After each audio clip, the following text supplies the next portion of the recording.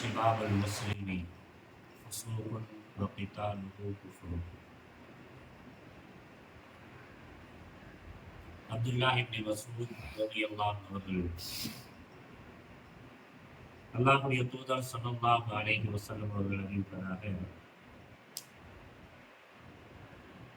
ஒரு முஸ்லிமை திட்டுவது வசைபாடுவது பாவமான காரியமாகும். அதே நேரத்தில் ஒரு முஸ்லிமை கொலை செய்வது வெட்டுவது என்பது குஃப்ர், இறை நிராகரிப்பாகும். என அல்லாஹ்வுடைய தூதர் ஸல்லல்லாஹு அலைஹி வஸல்லம் அவர்கள் கூறினார்கள். என்ற நபிமொழிய புகாரி, முஸ்லிம் ரஹிமஹுல்லாஹ் அவர்கள் பதிவு செய்திருக்கிறாங்க. இந்த நபிமொழியின் வாயிலாக மனித நேயம் காக்கப்படுவதற்கும் மனித நேயம் தலை தூங்குவதற்கும்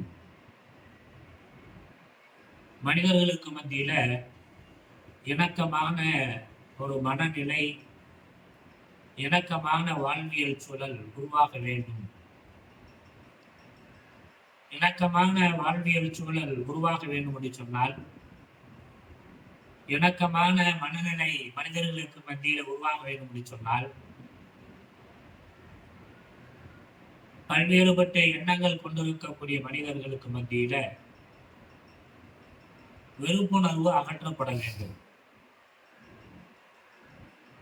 இந்த வெறுப்புணர்வு அகற்றப்பட வேண்டும் என்று சொன்னால், தன்னை அல்லாத மற்றவர்களை, தன்னை சார்ந்தவர்களாத மற்றவர்களை, தன்னுடைய சமயம் சாராத மற்றவர்களை திட்டுவதை, வசைபாடுவதை வெறுக்கக்கூடிய ஒரு காரியமாக இங்கே நமக்கு அடையாளப்படுத்தப்படுகிறது. பொதுவாகவே திட்டுவது என்பது, வசைபாடுவது என்பது கோபத்தினுடைய வெளிப்பாடு, நம்முடைய கட்டுக்கோப்பிற்கு வரவில்லையே, நம்முடைய பேச்சை கேட்கவில்லையே என்று சொல்லக்கூடிய கோபத்தினுடைய வெளிப்பாடு. திட்டுவதன் மூலமாக, வசைபாடுவதன் மூலமாக நம்மை நாமே கோபத்தை தனித்துக் கொள்வதற்கு முயலுகிறோம். அதே நேரத்தில் அந்த வசைபாடலை வாங்கக்கூடியவன், திட்டு உட்படுத்தப்படக்கூடியவன், அதனால கோபம் கொள்கிறான், சினத்திற்கு ஆளாகின்றான். இந்த சினம் என்பது எதிர் விளைவுகளை ஏற்படுத்தும். சண்டை, சச்சரவுகள், அடிதடி. இந்த அடிதடி எந்த அளவுக்கு கொண்டு போய் செலுத்தலாம் அப்படின்னு சொன்னா, கொலையில போய் முடிஞ்சிடலாம். பல கிராமங்களில், பல தெருக்களில் வாய் வார்த்தைகள் தான், வாய் சண்டைகள் தான் முற்றி, அந்த சண்டைகள் இறுதியில் எங்க போய் முடியும்? கொலை, அடிதடியில போய் முடிஞ்சு கடைசியில போலீஸ் ஸ்டேஷன்லையும் கோர்ட்டு வாசலையும் விரிக்கக்கூடிய ஒரு அபாயகரமான ஒரு சூழலை ஏற்படுத்தி விடுகிறது. எனவேதான் அல்லாஹ்வுடைய தூதர் ஸல்லல்லாஹு அலைஹி வஸல்லம் அவர்கள் ஒரு முஸ்லிமை திட்டுவது என்பது பாவமான காரியம். ஆக பாவமான காரியம் சொன்னா ஏதோ தொழாமல் இருக்கிறது, திருடுவது, இது போன்ற காரியம் மட்டுமல்ல. ஆக இந்த காரியமும் கூட அது நம்முடைய பாவத்தை சேர்க்கக்கூடிய, பாவத்தை உருவாக்கக்கூடிய காரியமாக அல்லாஹ்வுடைய தூதர் ஸல்லல்லாஹு அலைஹி வஸல்லம் அவர்கள் அடையாளப்படுத்துகிறாங்க. இரண்டாவது செய்தியாக, வகிதாலுஹு குஃப்ர், கொலை, பலி என்பது இருக்கிறதே, அதை இறை நிராகரிப்பின்பால் கொண்டு போய் சேர்த்துவிடும். ஒரு முஸ்லிமை கொலை செய்வது என்பது, ஒரு முஸ்லிமுக்கு எதிராக கத்தியை தூக்குவது என்பது மிகப்பெரிய பாவத்திற்குரிய, எந்த அளவுக்கு பாவம்னு சொன்னால், இஸ்லாத்தையும் அல்லாஹ்வையும் மறுமையும் புறக்கணிக்கக்கூடிய அளவிற்கு உண்டான பாவமாக இங்கே அல்லாஹ்வுடைய தூதர் ஸல்லல்லாஹு அலைஹி வஸல்லம் அவர்கள் அடையாளப்படுத்துகிறாங்க.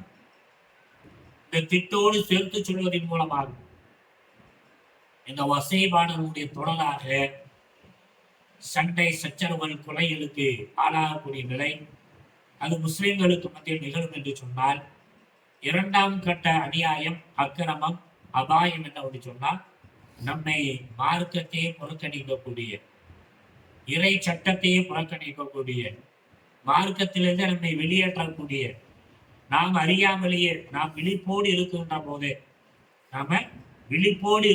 போதே திட்டுவது, திட்டுவதன் மூலமாக சண்டை சச்சரவுகள் ஏற்படுத்திக் கொள்வது, அந்த சண்டை சச்சரவுடைய விளைவாக கூடுதலாக கொலைபடியில சென்று விடுவது, இப்படிப்பட்ட காரியம் நம்மை இஸ்லாத்தை விட்டு குஃப்ரின்பால் நம்மை இட்டு சொல்லக்கூடிய அபாயம் இருக்கிறது. எனவே இது போன்ற காரியத்தை செய்யலாகாது என்பதாக அல்லாஹ்வுடைய தூதர் ஸல்லல்லாஹு அலைஹி வஸல்லம் சொல்லி காட்டுறாங்க. மார்க்கம் கூட இறைமறை குர்ஆன் சொல்லி காட்டுகின்ற போது அல்லாஹ்வுடைய விஷயத்திலும் கூட நீ என்ன செய்யாதீங்க, மற்றவர்கள் வணங்கக்கூடிய அந்த கடவுளர்களை தரம் தாழ்த்தி பேசாதீங்க, திட்டிடாதீங்க. அப்படி நீங்க திட்டுனீங்கன்னு சொன்னா, நீங்க தரம் தாழ்த்தி பேசுவீங்கன்னு சொன்னா, உள்ளது உள்ளபடி என்று சொல்லலாம். அங்கே விளங்கவில்லை என்று சொன்னால் விட்டுறணும். அதை தாண்டி தரைக்குறைவாக பேசுகின்ற போது அவன் என்ன செய்வான்? அல்லாஹ்வை தரைக்குறைவாக பேசுவான். அல்லாஹ்வை தரைக்குறைவாக பேசுகின்ற போது அங்கே அல்லாஹ்விற்கு சினம் உங்கள் மீது ஏற்படுவதற்கான வாய்ப்பு, அபாயம் இருக்கிறது என்பதையும் இறைமுறை குர்ஆன் சொல்லி காட்டுகிறது. எனக்குதான் லக்கும் தீனுக்கும் வலியதேன். விளங்குற அளவுக்கு சொல்ல வேண்டியதுதான், தன்மையாக எடுத்து சொல்ல வேண்டியதுதான்.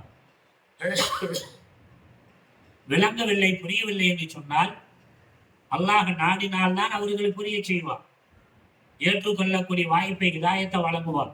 இப்ப அல்லாஹ்வை வழங்காத போது நாம் சினம் கொண்டு பேசுவதனால், தரம் தாழ்த்தி பேசுவதனால் நன்மை ஏற்பட போவதில்லை, தீமைதான் ஏற்பட்டுவிடும்.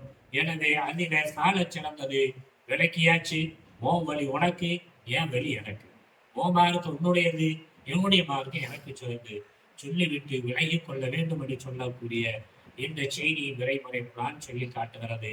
ஆக இந்த வகையில நம்முடைய ஒவ்வொரு நிகழ்வுகளையும் பிரச்சனைகளையும் கையாளக்கூடிய அந்த அறிவையும் ஆற்றலையும் பக்குவத்தையும் சமூக சூழலையும் அல்லாஹ் நமக்கு தந்தல் புரிந்தல்வானாக. மமா அலைனா இல்லல் பலாக். சுப்ஹானக்கல்லாஹ்.